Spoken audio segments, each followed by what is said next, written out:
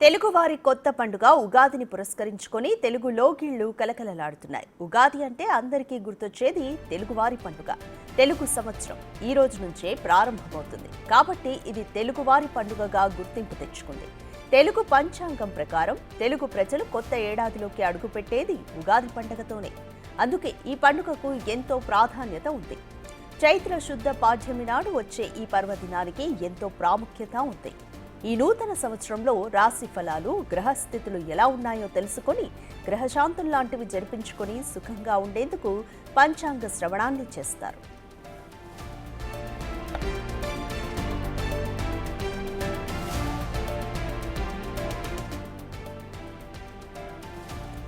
చైత్రమాసం శుక్లపక్షం పాడ్యమి రోజున ఆ విధాత ఈ జగత్తును సృష్టించాడని నమ్ముతారు.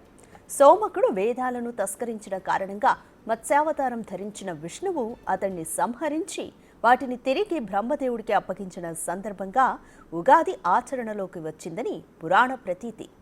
చైత్రశుద్ధ పాడ్యమి రోజున సూర్యోదయ వేళలో బ్రహ్మదేవుడు సృష్టిని సృష్టించాడని అంటారు.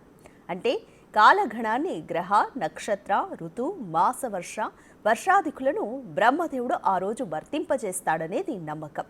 అంతేకాకుండా వసంత ఋతువు కూడా ఈ రోజు నుంచే ప్రారంభమవుతుంది.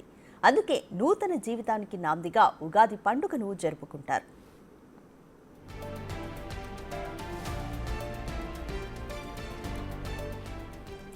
వసంత కాలంలో వచ్చే ఉగాదిని యుగాది అని కూడా అంటారు. అంటే కొత్త యుగానికి ఆరంభం అని అర్థం.